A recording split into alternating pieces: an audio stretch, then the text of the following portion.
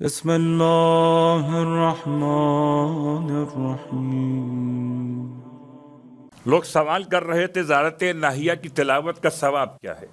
روزے عاشورہ کی 6 زیارتیں ہیں، ان میں سے ایک زیارت ناہیہ ہے، تو جو ثواب زیارت عاشورہ کے لیے خیال کیجئے انشاءاللہ رجاء مطلوبیت کی نیت سے، امید قبولیت کے اعتبار سے، یا حجت خدا کی قربت کا خیال کرتے ہوئے یقین رکھیے کہ اگر کوئی انسان اپنی حاجت کے لیے بھی زیارت ناہیہ کی تلاوت کرے گا تو خدا اسے خالی ہاتھ کیسے لوٹائے گا؟ جب وہ آخری امام کو تیسرے امام کا پرسہ پیش کرے گا تو کیا یہ ممکن ہے کہ خدا اسے خالی ہاتھ واپس لوٹا دے؟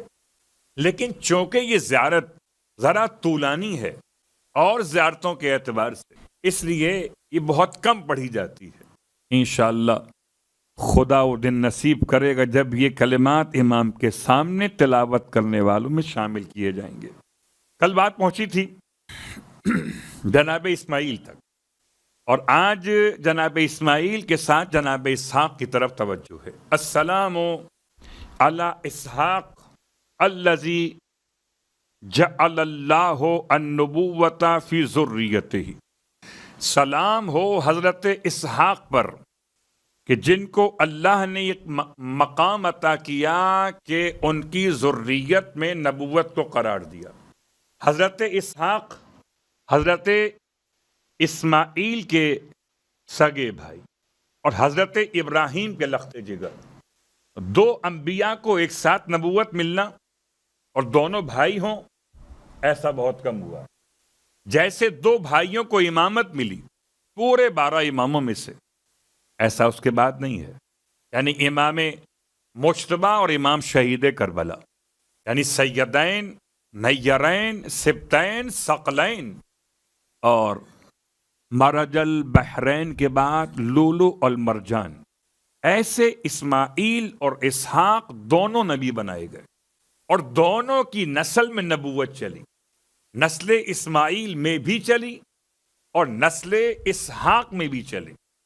اب نسل اسحاق کا تذکرہ کرتے ہوئے امام زمانہ علیہ السلام نے آگے سلام پیش کیا ہے، السلام علی یعقوب، اسحاق کے بیٹے یعقوب پر سلام۔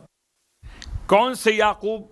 الذی رد اللہ علیہ بصرہ برحمت، یعقوب کی پہچان، یعقوب کی شان، ویسے تو یوزارسیف نامی جو مووی تیار کی گئی تاریخی اعتبار سے، اس کو دیکھنے کے بعد ہو سکتا ہے آپ کے ذہن میں لفظ یعقوب سے کوئی خاص چہرہ ذہن میں آیا ہو۔ کسی زائر نے مجھ سے سوال کیا تھا کربلا محلہ میں، اور سوال یہ کیا تھا کہ جب کربلا میں منظر کشی کی جاتی ہے تو باقاعدہ لشکر بنائے جاتے ہیں، پرچم اٹھائے جاتے ہیں، پورا وہی انداز لے کر آتے ہیں۔ تو کہنے لگے سوال کرنے والے کہ ہم اگر شمر کو دیکھیں، ہم اگر دیکھیں عمر ابن سعد کو، ہم اگر دیکھیں خولی اور سنان کو تو کوئی حرج نہیں ہے، لیکن اگر دیکھیں کسی ایسے شخص کو جس کو منظر کشیم حضرت عباس بنایا گیا ہو، جناب علی اکبر بنایا گیا ہو، تو ہمارے ذہن میں اب جب بھی کبھی ہم حرم میں جائیں گے مولا عباس کے، تو چونکہ ایک شخص کے چہرے کو دیکھ کر آئے تو اس کے چہرے کی شباہت ذہن میں محفوظ رہ جائے گی، ایسا نہ ہو کہ سلام کرتے ہوئے وہ چہرہ ذہن میں۔ سوال کیا تھا؟ کیا پھر اس صورتحال میں دیکھنا جائز ہے یا نہیں؟ صلوات پڑھے محمد و آل محمد۔ بات واضح ہو رہی ہے؟ میں نے ایک مثال بنائی کہ یوزارسیف میں جب آپ دیکھتے ہیں یعقوب کو، اب یعقوب ایک ریشے دراز والی شخصیت کے طور پہ سامنے ہیں، ان کی آواز، ان کا عصا، ان کے قد و قامت، جب آپ نے دیکھا اسے تو اب جب بھی یعقوب کہیں گے آپ کے ذہن میں کیا آئے گا؟ وہی شکل۔ یا مختار نامے کے اندر آپ نے دیکھا شمر کو، تو اگر اس کی شباہت والا کوئی شخص آپ کو مل جائے ذہن میں کیا آئے گا؟ شمر۔ بہت ساری باتیں ہو سکتی ہیں، لیکن خلاصہ یہ بنا کہ سب کچھ دیکھیے لیکن اپنے ذہن کو بلند رکھیے کہ ہم جس حضرت عباس کو سلام کر رہے ہیں وہ بنی ہاشم کا قمر ہے، کسی کا لخت جگر نہیں ہے۔ اور جو بنی ہاشم کا قمر ہو اس کو دیکھنے کے لیے بصارت بھی ایسی چاہیے کہ جو برداشت کر سکے۔ یہ عام شکلیں اور ہیں، شکل آل محمد بہت بلند ہے۔ اس لیے بات یہاں تک پہنچی کہ جناب یعقوب کا ترجمہ کیا ہے؟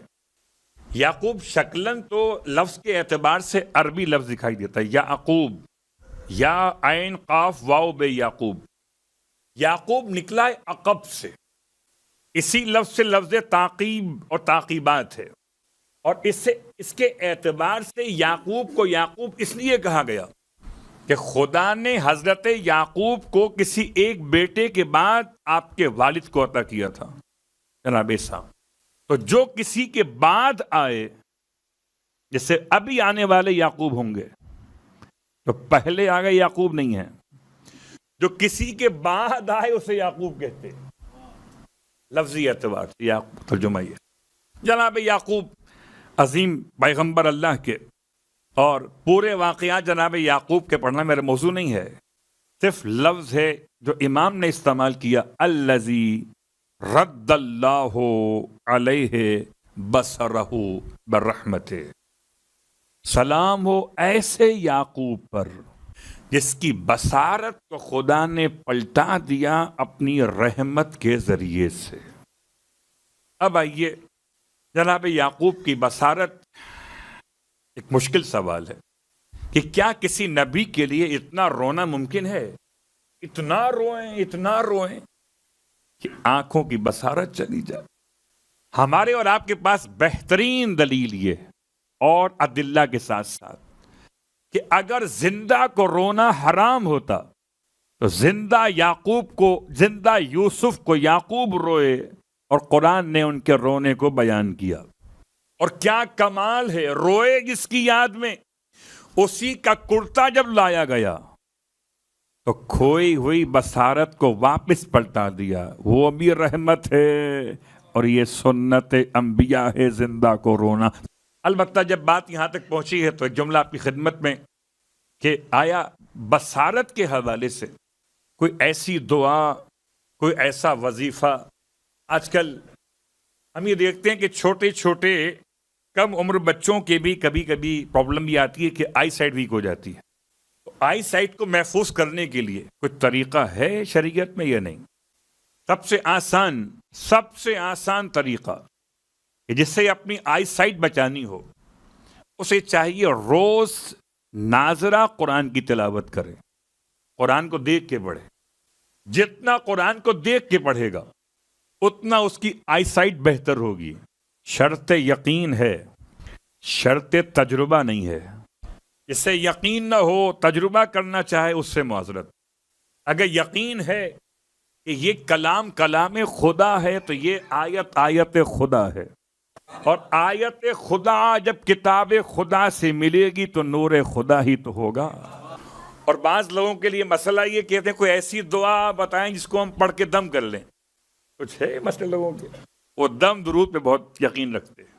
اس کے لیے سب سے بہترین انسان کی قوت بصارت کو مضبوط بنانے کے لیے آیت الکرسی کی تلاوت، اور خاص طور سے اگر کر سکیں تو عشاء کی نماز کے بعد قوت بصارت کے لیے، آنکھوں کی بینائی کی کمزوری دور کرنے کے لیے چاہیے کہ آیت الکرسی تلاوت کی جائے۔ اب جب آیت الکرسی میں نے کہا تو آپ کے ذہن میں سوال آیا کہ کہاں تک؟ بھئی جہاں نام علی وہاں علی والوں کا کام پورا ہو گیا۔ یعنی آیت الکرسی کے دو حصے، ایک ہم فیہا خالدون تک ہے اور ایک علی العظیم تک ہے۔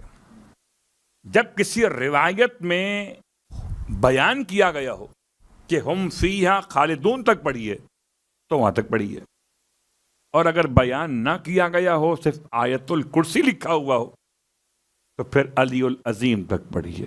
آسان کر دیا آپ کے لیے. شروع کیجیے اللہ سے. اللہ لا الہ الا هو الحی القیوم. شروع اللہ سے، مکمل عظیم پر علی کے ساتھ. صلوات پڑھیں محمد و آل محمد.